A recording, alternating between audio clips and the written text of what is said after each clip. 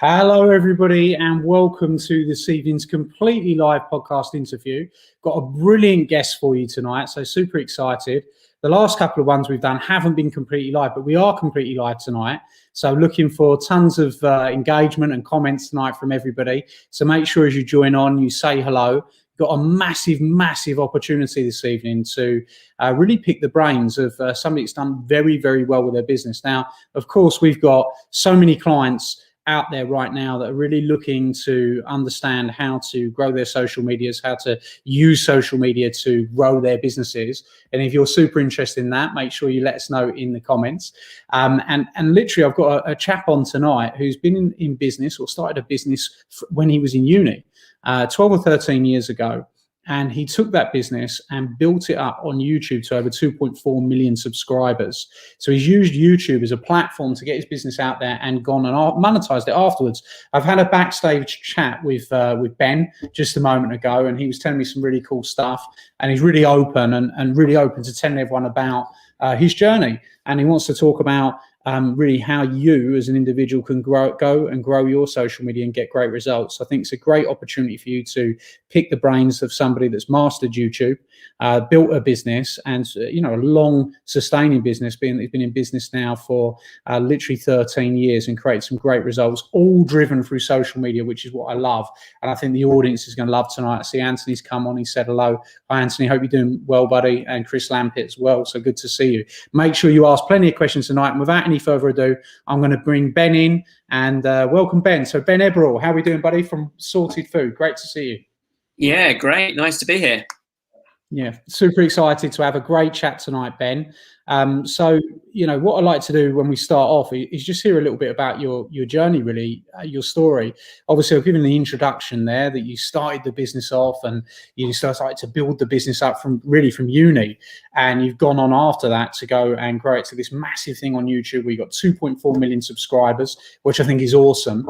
And I know my audience is going to want to hear plenty about. So I'm here to, pick the brain tonight and hear how you've done that, because I think it'd be super interesting to the audience.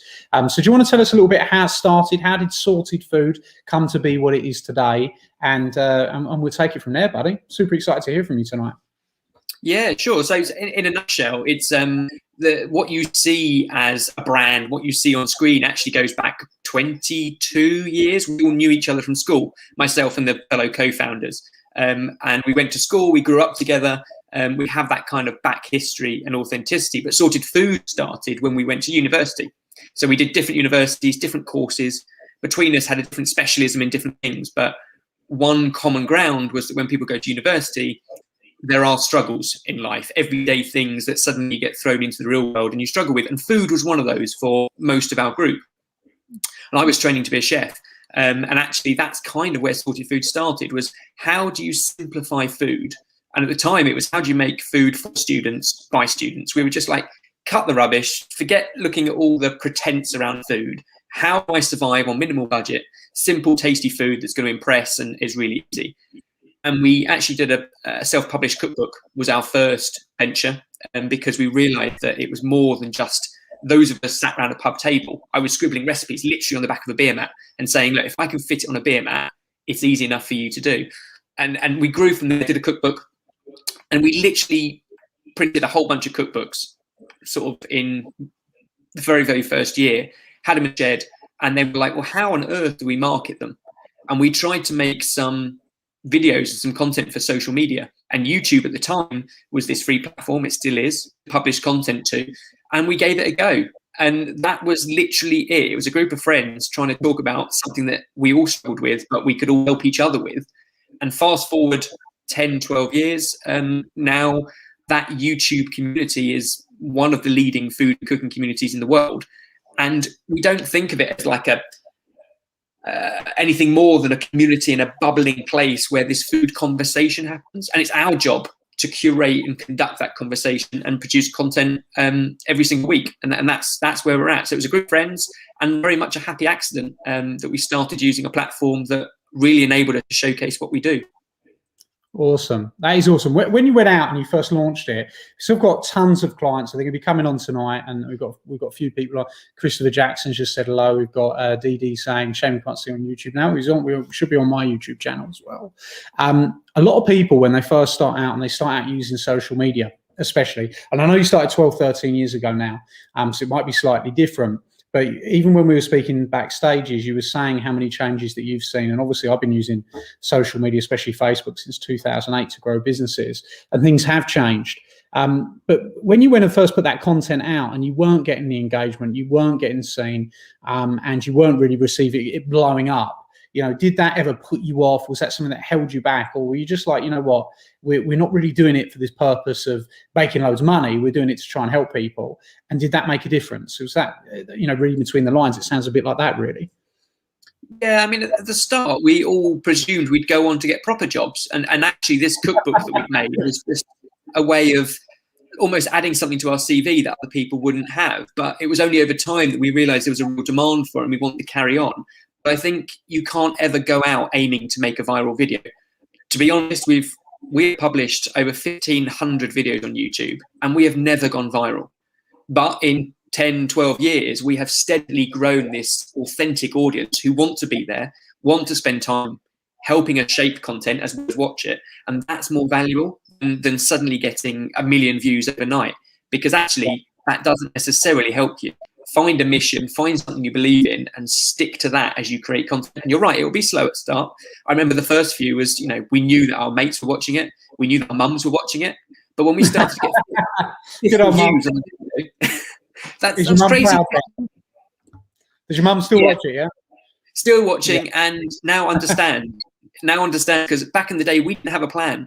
So all of our parents were like, what? I don't understand what you're trying to do. And we were like, we don't really know either. We're just riding the wave. And I think it is different now, but you just have to stick to being honest and truthful to what you want to do. Yeah. What I actually love, and when I do these interviews, and you can actually decipher the success story. And obviously what we do is we train a lot of people on how to become more successful in their business. And if I decipher it, and I say, even just from the short amount of time you've been talking, you settled on that target audience very early. You said, right, we're going to create videos for students that want to understand how to cook. So you've got this audience straight away, and that is what tends to build a community, when you can talk to an audience about what they want to hear, and they know they can come back and they can hear more of that. And that's how you actually build that loyalty. So it sounds like you really nailed that early on. A lot of people don't nail that. A lot of people are like, oh, I'm not really sure what I've got to say, because they don't really know who they're talking to. How much would you tell the audience? That's something that I've said a lot to people, is you really do want to understand who is it that you're trying to have a conversation with. And one of the questions that you asked me, because obviously you get this instinctively, was, who the audience is going to be tonight? Who are the people? So tell Ben, tell in the comments, tell Ben what it is you do, tell Ben what business you're in, and let us know, because I think that's really, really important. How important would you say to the audience that is Ben, that understanding who your market is going to be before you go out there and start creating content? It's everything. And actually, the thing to remember, and we've always put front of mind, is given that our business is based around a friendship, it's a friendship from school, we always put those same friendship values into the audience that we have. So it's very important that we understand who our audience are, but you don't really know that unless you ask.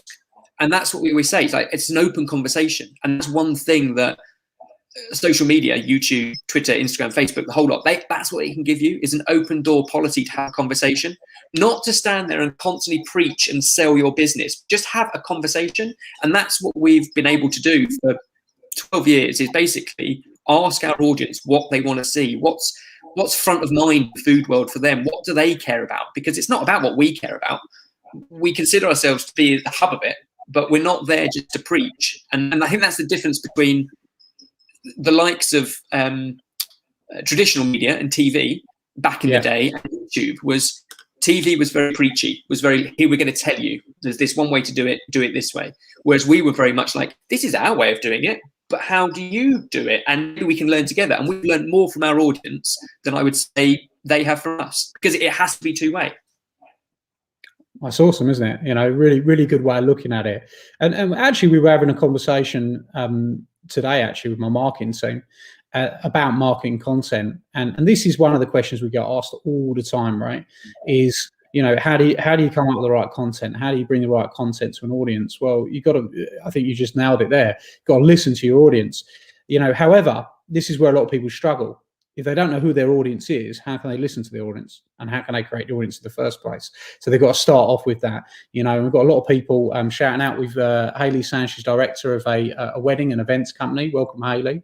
We've got Jackie, who's Dogs for Wildlife as well. And let us know, as we've got Chris Jackson there saying, "Hi Ben, drive me chauffeur service." We've got Ozzy, who's saying, "I run a personalised gift shop online, the Busy Box." Which is so quite a few different businesses. So everyone, let us know in the comments. Tell Ben what it is you do. So when you started off the business, and you go back all that time, one question I must ask: how many of the group of friends did you start with? I think it'd be really interesting. How many were friends of yours that you started? Was it two, just the two of you, or was there a few more involved? So there are 4 of us you see on screen now. So Mike, Barry, Jamie, and myself. We were friends from school. James, who you see on screen as well, has been with us for 8 years or so. It wasn't full time for all of us at the start. I mean, when we started it, it was very much a passion project. Then slowly but surely, 2 of us started to do it full time, Barry and myself. And at the time, Mike and Jamie still had real jobs, and we would bounce ideas off them in sort of weekends and evenings, and bit by bit it grew to a place where we could all jump on board. But we're a team now of 15 or 16 people, but about 25% of that is the original core group, and from there it's grown out to like-minded people. Fallen off then from the original core group, or is everyone still involved? Everyone's still involved. Well, I think that's really commendable. I think it's really, really commendable because, and I suppose that's the difference between uniting around a mission and sort of doing it together, because that's a rare thing, having a group of friends start a business together and stay together for that period of time, and what would you say? I'd be really interested to hear how you must have had over the years a few different lumps and bumps or a couple of disagreements, about things, but how have you kind of kept that together, would you say? What's the secret to that, would you say, from your opinion? I think the secret in terms of the way we run the business is that the 4 of us who have been there from the start that you see on the screen have very different skill sets, and we kind of are empowered to run that part of the business, and we all, deeply trust each other to nail that part of the business. So, for example, Mike looks at the whole of production, what that is end to end, and works with the team very, very closely to deliver that, whereas Jamie is more kind of comms, so everything from PR to social media to account management with some of our sponsorships and stuff like that. So he's just kind of in that comms role. I look after food and more increasingly now partnerships and strategic partnerships, and Barry looks at sort of branding and food photography and creative design and more of a vision and the narrative. And you put all those together, there isn't too much overlap, but disagreement is healthy, because I think if we all constantly agreed with everything, I think we'd be doing something wrong, or something very vanilla. I think you have to have a few times where opinions jar, not to the point that you can't resolve them over a pint. And now, as of today, we can do that in a pub. So great. Yeah, well, you can. As of today, yeah.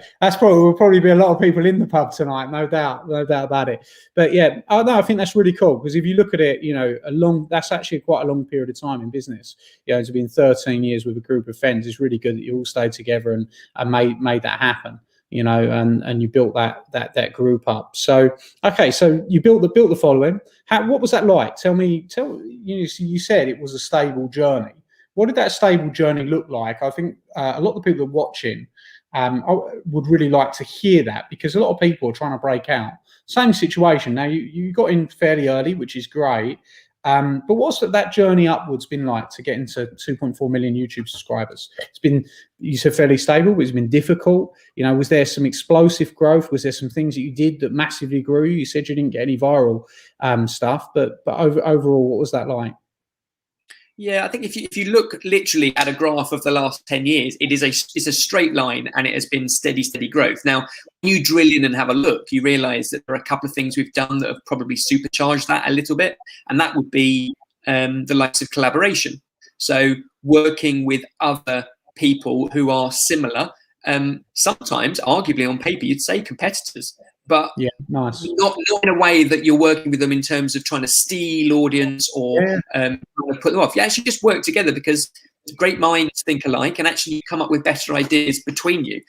Yeah. Because we have the luxury of being able to put entertainment and inspiration first and foremost, it's a very natural mechanism to work with people, and everyone has an interest in food. So we're kind of lucky in that sense. One of the questions there from Anthony was how do you do personalized gifts online? Well, at the very crux of it, for us, we think about YouTube as what is YouTube.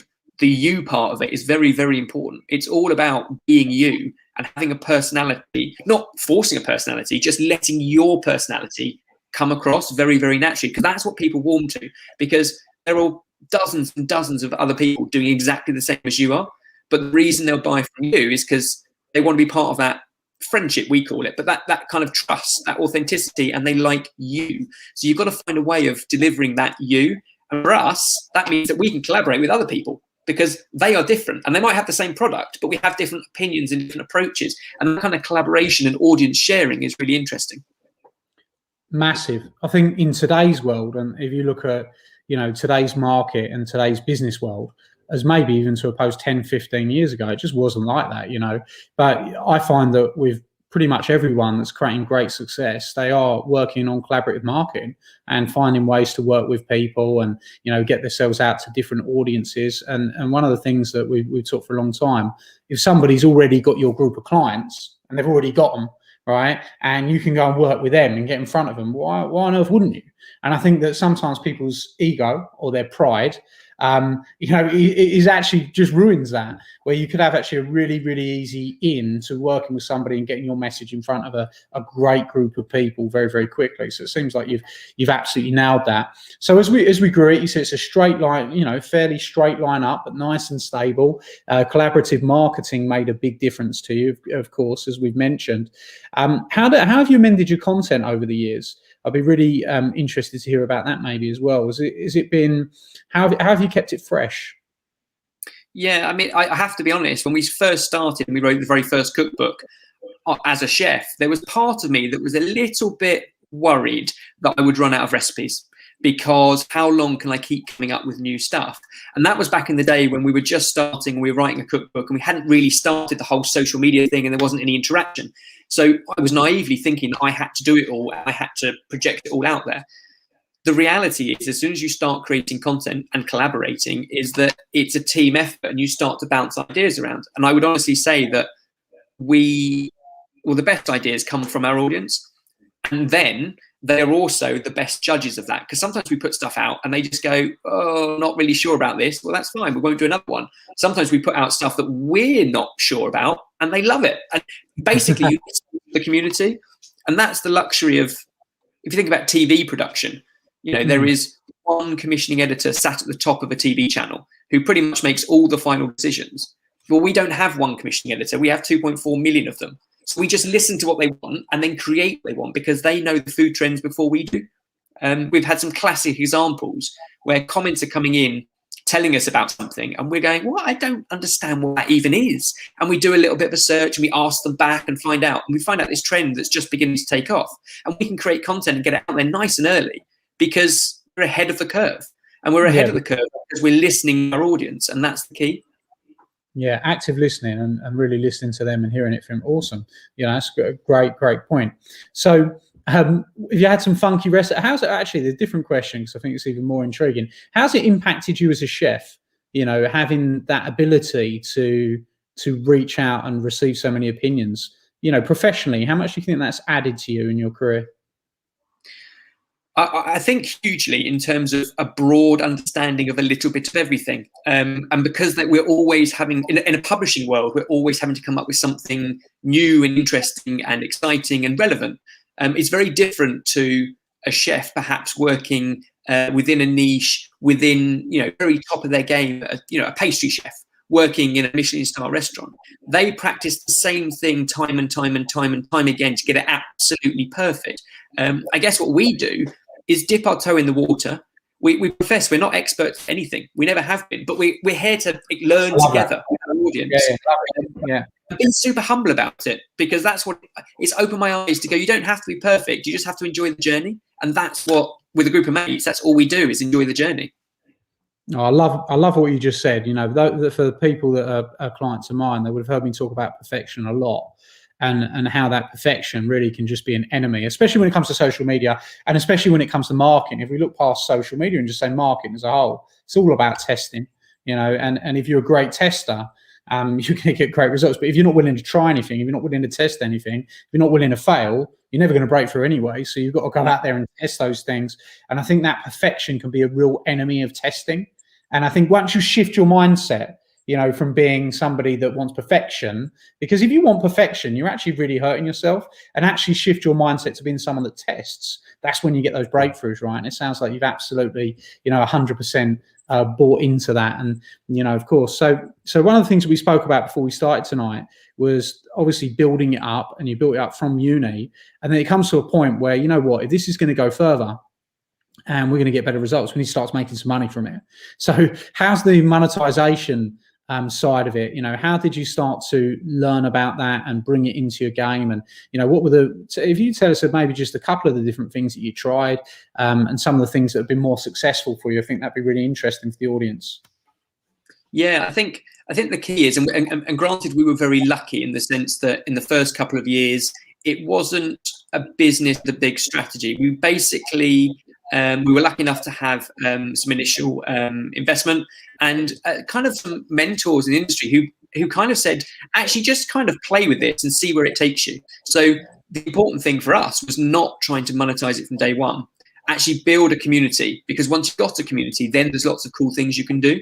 And nowadays, most of the content we produce has sponsorship and advertising around it. Yeah. So it's still free for the end user. It's still free for people to watch. Our community is still asking for what they want to see, and we're going off and creating it, and we're giving it to them for free. And because of the platforms, they sit through a little bit of advertising. So that is one funding model, but that doesn't really work until you have volume and you have an engaged audience who are going to be there to watch it.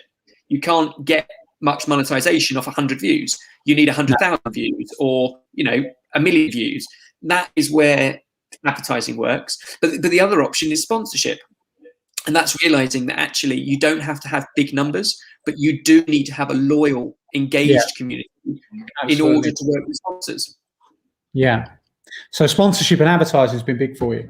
I think that, if you look at that model, what Ben's saying, I encourage you tonight to ask questions as well. I see we've got Shelley's come on, we've got Antonio come on as well, and Adebola's come on as well.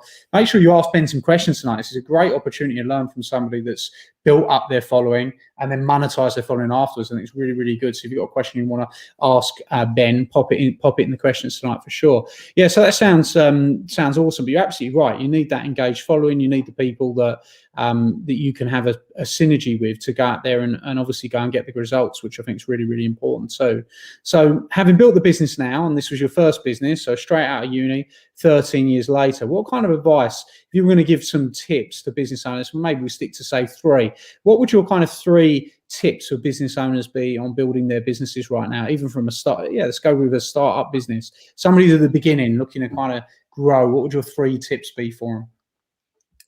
I think one of the biggest things that we've always strived for, we call it the 40-40-20 split, which very simply means that of the content, and I'm talking again from a content-driven business, but the content that we produce on YouTube and across all the other social platforms as well, we aim for 40% of that content to be aimed at exactly our current audience, what it is they want, what is that demographic, what are they looking for. The other 40% is more kind of taking a step back and looking at bigger trends. Who else out there can we bring on board to enjoy our content, and what are they looking for? So you're looking at trending topics, SEO topics, seasonal things that might come and go throughout the seasons, and create content that is likely to reach a new audience, so that you can begin to grow this bubble of a community. And the last 20%, it's got to be something you believe in. Sometimes we get out of bed and we just go, we've got to make this because this is really important to us. No one's asked for it. No one's looking for it, but we think it's important. And that continued means that even after 13 years, we're still excited to go to work and create more content. And for us, that's 40-40-20. So keep the community you have really, really engaged. The other 40% go out and find new audience by tackling what's trending. And then also make sure that you're not going to sort of drill yourself into the ground by not enjoying the process yourself. So a little bit of selfish. And the people who follow you because of YouTube, they're following you because of you. If you like it, the chances are they will too. Awesome. So that's tip number one. We've got existing clients. We've got existing clients, 40%. Okay, new clients, 40%, and then we've got your ideals or your mission. And before we get into the second tip, what is that 20%? I'm interested in your 20%. Can you give a couple of examples of some of the 20% stuff that you did that you weren't sure if anyone wanted, but that you wanted it, and why did you want it? What was it that was driving that? Yeah, we did some fantastic work, and I think food is becoming more topical than ever before. And I think 10 years ago we just did it, and it was cheap food was good because we were students, and it was all about what's cheap is good. But more recently, we have a meal packs offer as part of a subscription membership, and it's designed to make midweek cooking really, really simple. And it's about hassle-free and convenience, and it will save you money because it reduces food waste. Somebody reached out to us from a school in Liverpool, actually, and said last year, right now, during the pandemic, they were aware that there are a number of families and parents who are really struggling on very limited budgets and sometimes food bank offerings. And he was a fan of Sorted. He used our Meal Packs app and loved the mechanism of it. And he said, but is there a way of making the meals even cheaper? So we were just, he found the time to reach out to us, and we thought, actually, maybe there's something we can do here. So we set about doing it. And weeks later, we had a really sort of best value meal pack offering that was a fraction of the price proportion that we normally aim for. But this was very much like, how can we help this tranche of people who increasingly are really struggling with food? And nobody asked us to do it en masse in terms of the audience. And I wouldn't say there was necessarily a huge trend for it, but this one person reached out, and we just thought, actually, we can make a bit of a difference here. And as a result, it's rolled out in the last couple of weeks. And as of February half term, there are kids and parents in this school now cooking along to this best value meal pack. And that's made a difference. I mean, we make a difference every day, but we feel like those handful of people, for some reason, feels more important to us than the tens of thousands cooking from our meal packs every single day because of that connection. And we just wanted to do it. It has made a difference. Can you give us an example of what one of the cheaper meal packs look like? Like just a quick bang, bang, bang. Yeah, really simple. So use grains a lot. So things like couscous, things like polenta, really cheap and cheerful, but you can do some amazing things with it. The use of cured meats, a little bit of meat goes a long way because of its flavour, and then loads of seasonal veg. We've been structuring the meals so that basically if you cook, let's say, Monday, Tuesday, Wednesday, you might use half of a butternut squash on Monday, but the other half is used on Wednesday. So nothing goes to waste. And it's really important to do that.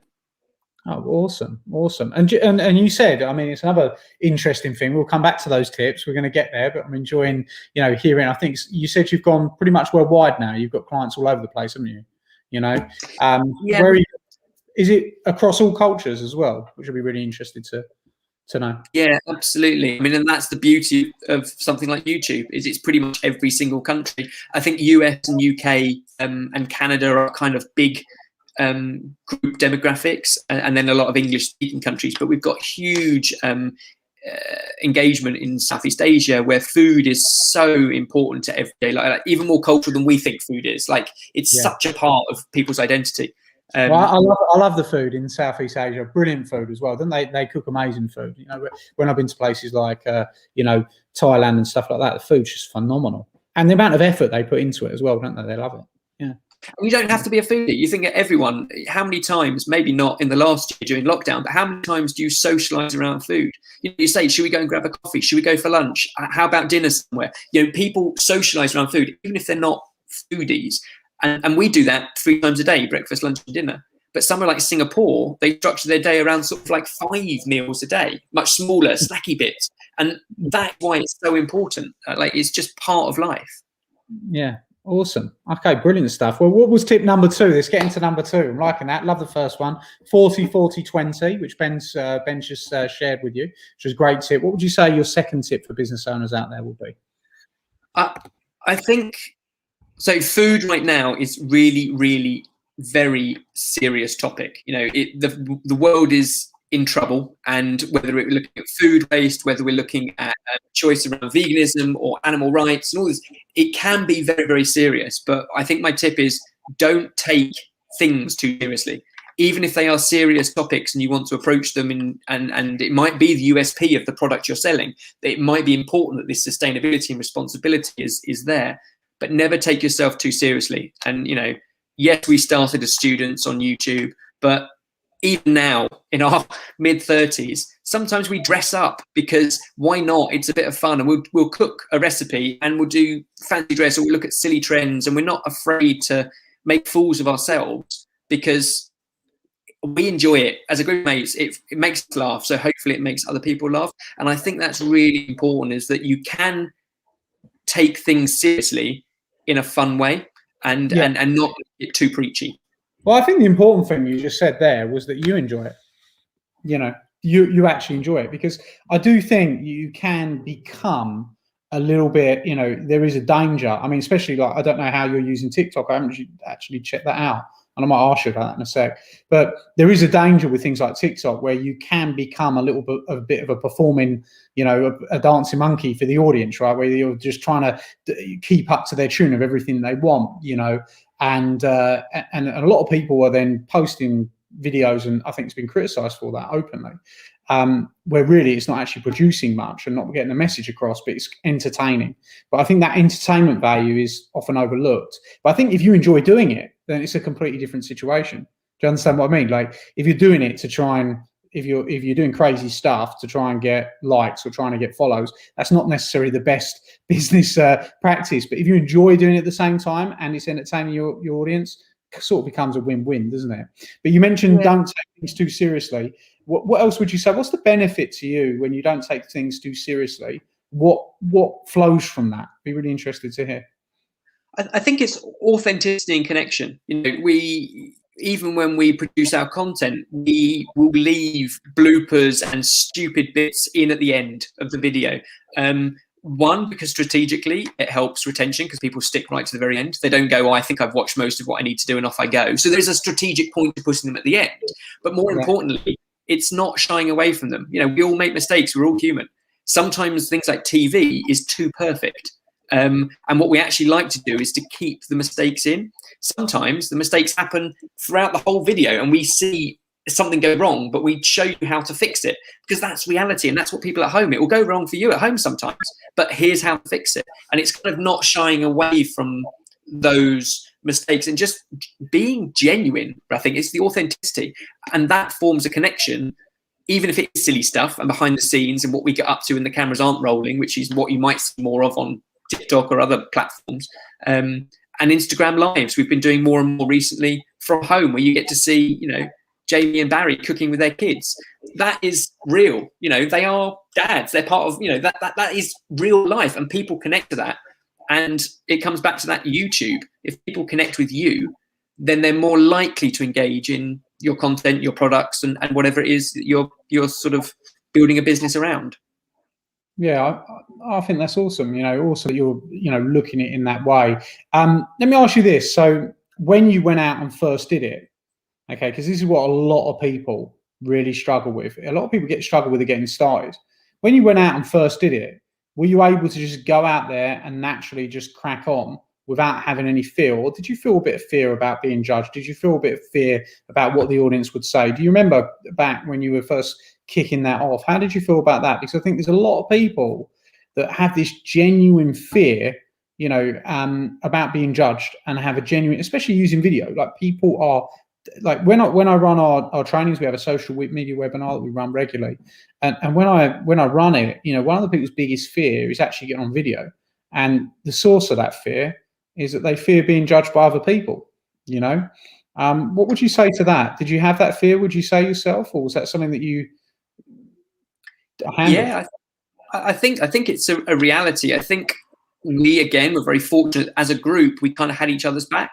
So I remember, and again, winding the clock back years and years and years and years and years, when we first started, there would be times when we kind of were on camera and one of us would suddenly start sort of overperforming or trying to be something we weren't. And the other three would look at and go, "What? Who are you? You know, because we've been mates for so long. Like, stop being an idiot. Just be yourself."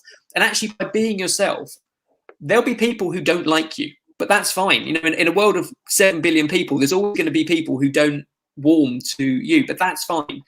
Now, the scary thing is that in the internet and lots of anonymity is people can sometimes be quite rude and harsh about that. But you've got to just, in the early days, turn a blind eye to that and just build up a positive community.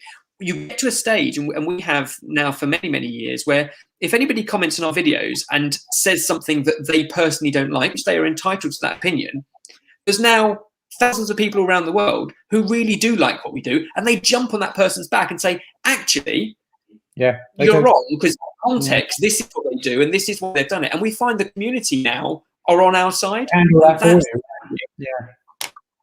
they really, when you do a great job with other people, they're more than happy to stick up for you on social media. You know, dealing with them haters in the early days, and a lot of the, you know, the questions that are driving tonight as well is because we've got so many people that are learning how to, this is really like a dream conversation with them, what they're looking to do. And I want to hear it from another voice, because I've been through this journey myself. You know, when you're going out there and you started to get the haters, you know, as you say, you got a group of mates, did you have a few laughs about some of the comments? Like if one of the boys got slated, did you kind of have a bit banter about it and stuff? Yeah. But how did you handle it? Was there ever things that got to you a little bit, or that was there ever something that shook you a bit that made you want to stop? Or was there nothing that impacted you that bad? Or do you think you kind of pulled yourself out of that together? I think nothing that serious, but I think sometimes it was a bit of a wake-up call, in the sense that we sometimes realise, and I think that's come to light even more so in the last year or so, is that when you live in a bubble, you don't necessarily think about other opinions. So sometimes we would completely, wholly, genuinely go into something and have an opinion. But we all went to school together, and we all went to school together in Hertfordshire. And that is a very, very small bubble of the world. And sometimes when you put the content out there, and we're being 100%, this is how we see the world, sometimes people go, you do realise there's this other side that you're missing here. And we sort of go, oh, yeah, well, actually, how naive and irresponsible us not to have realised that. But that's where the community kind of help us. We go, okay, well, we'll go and look into that and research it. And the next time we bring this topic up, we mention it. There was an example. We have a series on our YouTube channel that looks at reviewing kitchen gadgets. And it started off as a bit of a tongue-in-cheek joke at some really rubbish stuff that you can buy on Amazon for a couple of quid that, you know, why do you need a pineapple corer or a automatic tin opener? Or, you know, these are one-use products that we kind of go, is there really, really a need for it? And we kind of took the mickey out of them a little bit. And then some of the comments said, you do realise that some of these are designed for people with dexterity issues. And suddenly we went, whoa, how stupid is not to consider that? But now it's part of the conversation. But only we can learn from the audience. So you have to look at the comments, and some of the hate is actually going to help shape you into better people.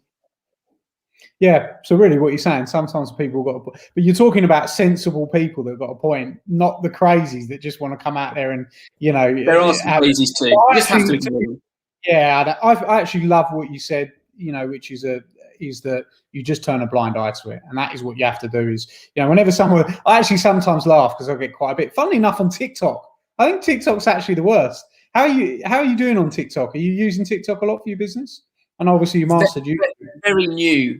So literally in the last couple of weeks we've started, and it's more kind of montage or teasers or bloopers from our main content that we're putting up there. So it has a different purpose. And we started very quietly and slowly, and like the TikTok algorithm, you know, one video will get 500,000 views, and you think, why did that one get 500,000 when this one's got 100? Crazy, isn't it? Yeah, you know, yeah, it's crazy. So, but it's, you know, it's a great platform. We've you know, we've only been using it since January, or I've been using it personally since January, and built a decent following off the back of it. But actually, more importantly, got a ton of clients out of it. A ton of new clients come to TikTok. So it's actually a really good audience. But you do get some real funny kind of trends and different comments and stuff on there. But I like what you're saying in terms of turn a blind eye to it for sure. That's great advice. So you said you've got a subscriber opportunity for people as well. Do you want to tell us a bit about that so people that are watching can understand how they could actually, first of all, well, the first thing I'll be doing after this ends is I'll be jumping over to YouTube and seeing if you can teach me a bit of cooking. I'm not a very good cook, Ben. So am I going to handle that okay, do you think? Yeah, that is really the sentiment of what we do, is that I'm a chef and I'm a trained chef. But the beauty of everything we do on camera is that chefs are weird, right? We think in slightly weird ways. Like when we talk about certain dishes and using leftovers here and there, we think in strange ways. Our entire channel is aimed at normal people, because chefs are not normal. I'll put my hand up. We are not a normal species. But that's the point. It's kind of us collectively. I will say, the chef I worked when I was very young. I don't think I've ever told me. I never ever mentioned this, but when I was very young, when I was only 15, I went to work in a restaurant, right? And this restaurant's actually a really lovely restaurant up the road called the Blue Strawberry. Still a nice restaurant to this day. And some of the chefs, they were crazy. Now, one thing chefs can be quite well known for is their temper. But Ben, I can't imagine you having a temper, buddy. Have you got a chef's temper or not? No, life's too short to get annoyed at people. I go for the more that I'm not disappointed. I'm not upset. I'm not annoyed. I'm just disappointed. Go for that angle. So you don't have that famous chef's temper, no? Okay, cool. I don't know whether we got to tip number 3. I suppose we better cover that off before, and then we'll talk about how people can sort of get to hear more from you, Ben. What would you say your third tip would be, buddy? So it's almost like a bit of a pun around food, but I think the best recipe we've ever written, and this is based on literally thousands and thousands, is our recipe for humble pie. And that's realizing that you will never, ever have all the answers, and you will never, ever be the best at anything. So instead, accept that and actually learn from others. And I think that's really important. As soon as you go out there and you're big and you're brash and you're trying to be too ballsy, that's when the trolls will start, keyboard warriors will come for you, because they want to knock you off the pedestal. The reason we don't get much hatred is we often go in there with, this we think is really cool, it really interests us, let us tell you about it and see what you think. Well, no one can get annoyed at that, because we're not saying this is world's best and we are amazing because we found it and we're bringing to you, aren't we special?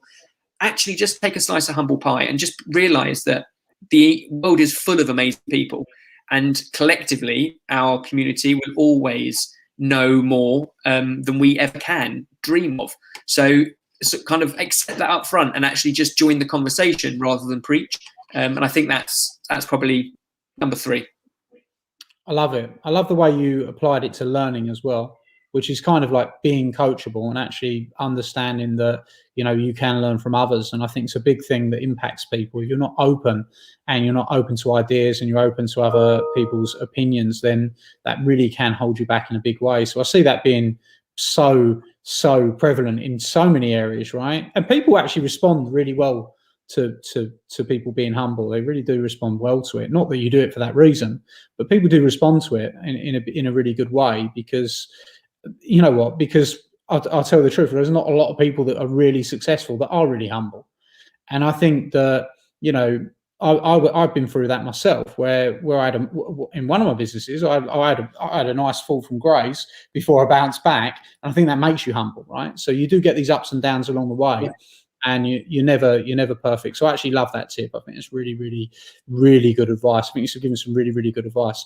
I must ask you as well is, you've had to learn business along this journey, right? Because you're in college, in uni, you're a chef, and you go and do this stuff with social media and you build this business up.